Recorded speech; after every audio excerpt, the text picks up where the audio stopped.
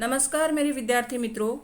आरोह class 12th Hindi से आज हम चैप्टर नंबर 5 डिस्कस करने जा रहे हैं।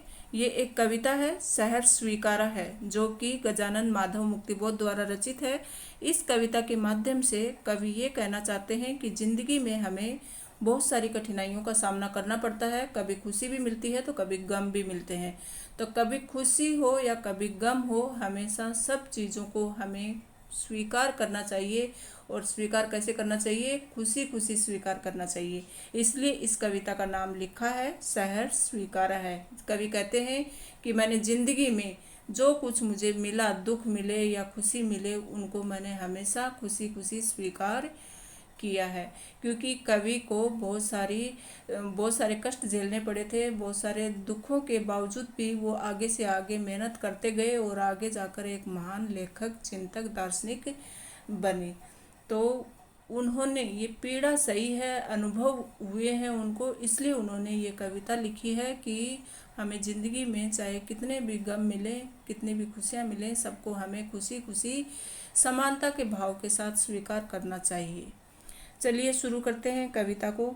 ये हैं गजानन माधव मुक्तिबोध, जिनकी रचना है शहर स्वीकारा है। और ये जो रचना है ये उनके काव्य संग्रह भूरी भूरी खाक धूल में संग्रहित है।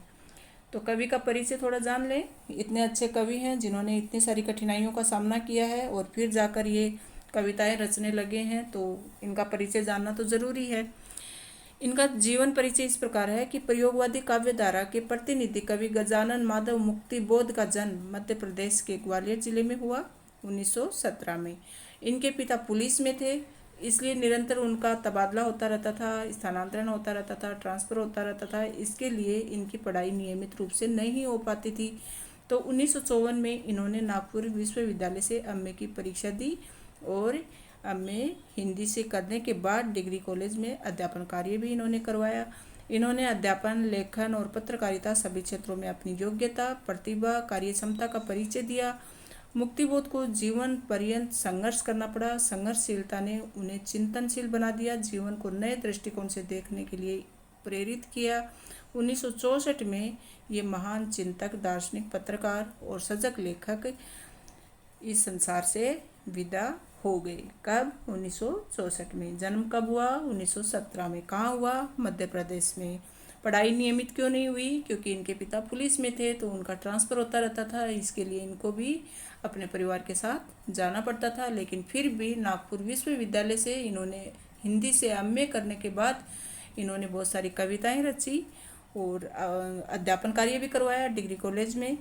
और इनकी प्रमुख रचनाएं कौन कौन सी हैं, चलिए देख लेते हैं। कविता संग्रह में चांद का मुंह टेढ़ा है, भूरी भूरी खाक धूल, तो इन दोनों काव्य संग्रह में इनकी बहुत सारी कविताएं हैं। इनकी कविताएं हमेशा लंबी होती थी, लेकिन जो आज हम कविता पढ़ने जा रहे हैं ये बहुत छोटी सी कविता है।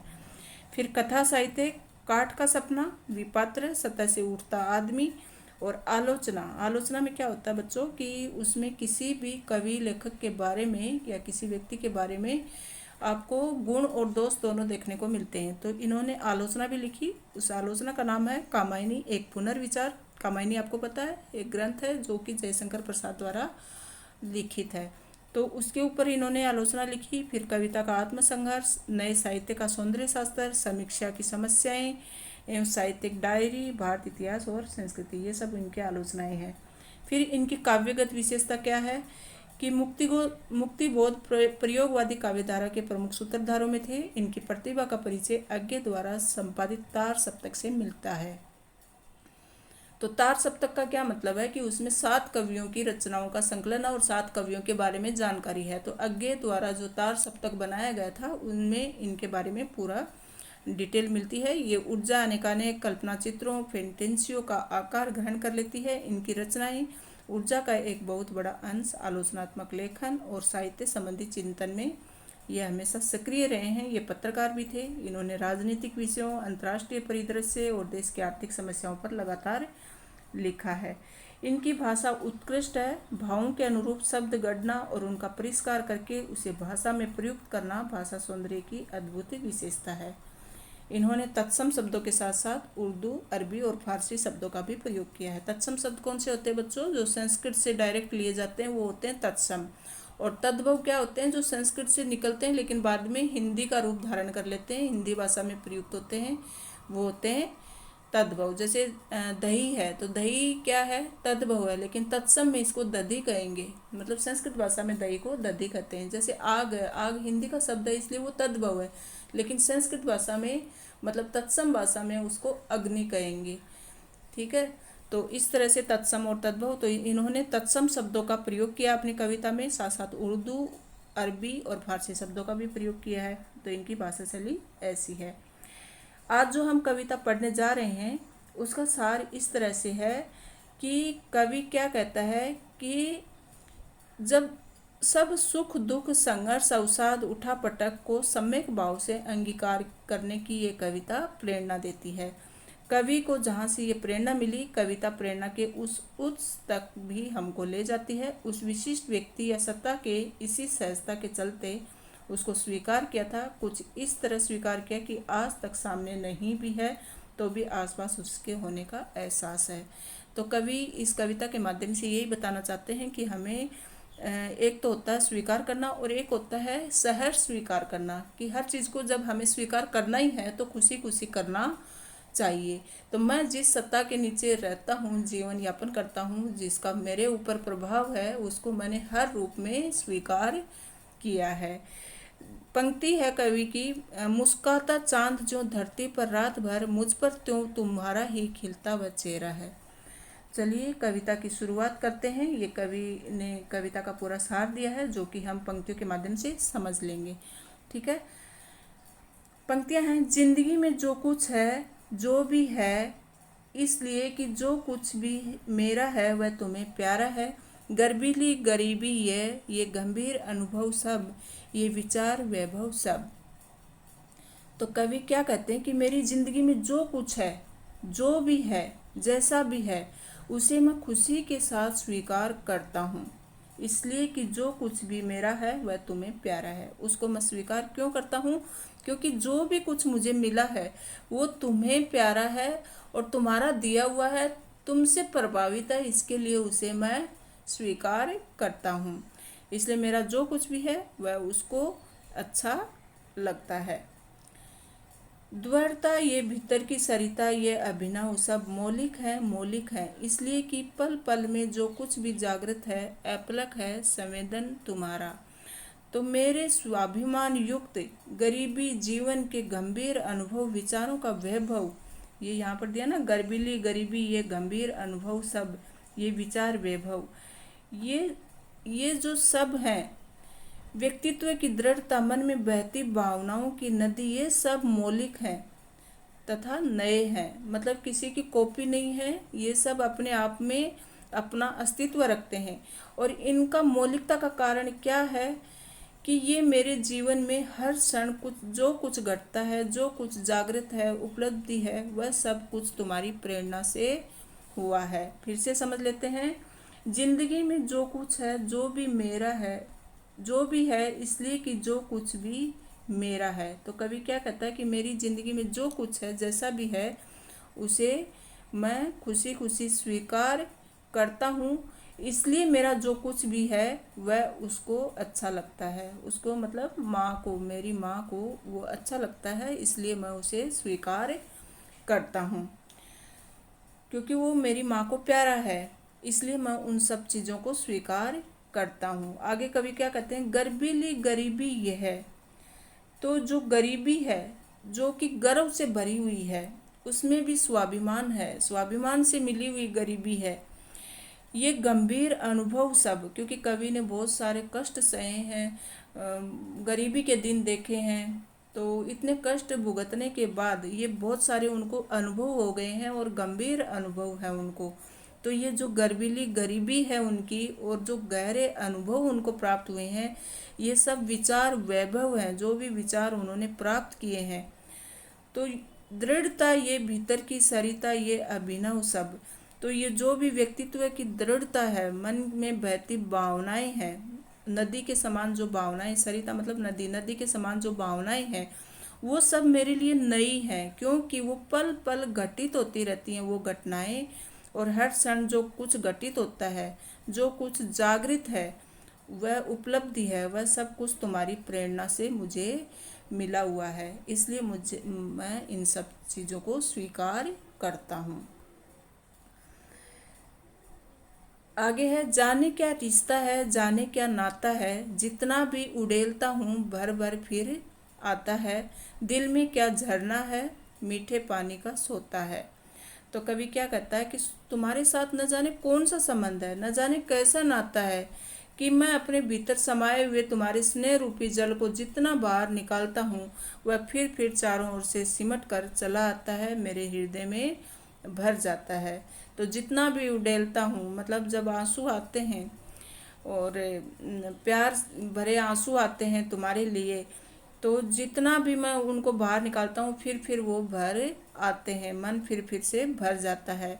तो ऐसा लगता है दिल में कोई झरना बह रहा है। तो मुझे ऐसा एहसास होता है कि मीठे पानी के स्रोत के जैसे मेरे दिल में कोई झरना बह रहा है, जाने आपसे कौन सा मेरा रिश्ता है। तो यहाँ पर कवि ने मतलब अपनी माँ से भी रिश्ता बताया है और अपनी प्रिया से भी बताया है और ऊपर वाले से भी उनका कहीं ना कहीं बताते हैं कि एक सत्ता है जिससे मेरा मतलब जाने क्या कौन सा रिश्ता है और कैसा रिश्ता है, जितना भी उसके लिए स्नेह भरे आंसू बाहर निकलते हैं उतने ही फिर दिल में फिर भर जाते हैं, जैसे झरने के समान, मीठे सोते के समान वो बहकर बाहर निकलते हैं। भीतर वह ऊपर तुम, मुस्काता चांद जो धरती पर रात भर, मुझ पर तो त्यों तुम्हारा ही खिलता वह चेहरा है। तो जो मेरे अंतर्मन को तृप्त करता रहता है, इधर मन में प्रेम है, उधर तुम्हारा चांद जैसा मुस्कुराता हुआ चेहरा अपने अद्भुत सौंदर्य के प्रकाश से मुझे नहलाता रहता है। तो भीतर तो मेरे मन में प्रेम है और बाहर तुम्हारा जो चांद जैसा सुंदर सा जो चेहरा है वह मेरे ऊपर मतलब पूरा सौंदर्य का प्रकाश देता है। मुझ पर त्यों तुम्हारा ही खिलता हुआ चेहरा है। तो कवि का आंतरिक और बाह्य जगत दोनों उसी स्नेह से युक्त है, स्वरूप से संचालित होते रहते हैं। तो कवि का मन अंदर से भी सुंदरता से भरा हुआ है और बाहर से भी वह उसको सब सौंदर्यता से परिपूर्ण नजर आता है। तो कवि कहना चाहते हैं कि किसी भी स्थिति में मैं मन में चाहे मेरे कितने भी कष्ट हो उनको भी मैं खुशी खुशी स्वीकार करके मेरे मन को भी सौंदर्यपूर्ण बनाता हूँ और बाहर की जो घटनाएं हैं उनको भी मैं सौंदर्यता के साथ स्वीकार करता हूँ। आगे कवि कहते हैं, सचमुच मुझे दंड दो कि भूलूं मैं तुम्हें भूल जाने की। तो मुझे हे प्रिय मुझे दंड दो, मैं तुम्हें भूल जाना चाहता हूँ और वो भूल जाने का दंड भी मैं सहने को तैयार हूँ, उसको भी मैं सहर स्वीकार करने को तैयार हूँ।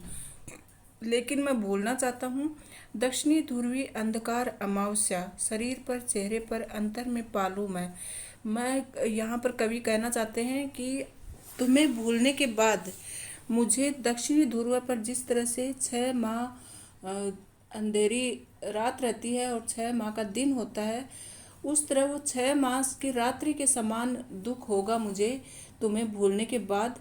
लेकिन फिर भी मैं भूलना चाहता हूँ, फिर भी वो दुख को मैं सहर स्वीकार कर लेना चाहता हूँ। शरीर पर चेहरे पर अंतर में पालू मैं, झेलूँ मैं उसी में नहालूँ मैं तुम्हें मतलब हर स्थिति में भूलना चाहता हूँ, क्योंकि तुम्हारा जो स्नेह है वो मेरे ऊपर बहुत ज़्यादा एक उजाले प्रकाश की तरह प्रभावमयी हो गया है और इससे मैं निकलना चाहता हूँ। इसलिए कि तुमसे ही परिवेदित आच्छादित रहने का रमणीय ये उजेला अब सहा नहीं जाता, नहीं सहा जाता, क्योंकि तुम्हारा जो इतना स्नेह है, तुम्हारा जो प्यार है, प्रेम भरा उजाला है, वो अब मुझसे सहन नहीं किया जाता। इतना प्यार मुझसे सहन नहीं हो सकता।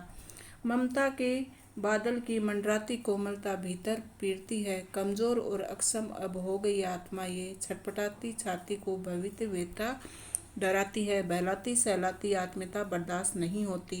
क्यों नहीं सहन होती कवि को?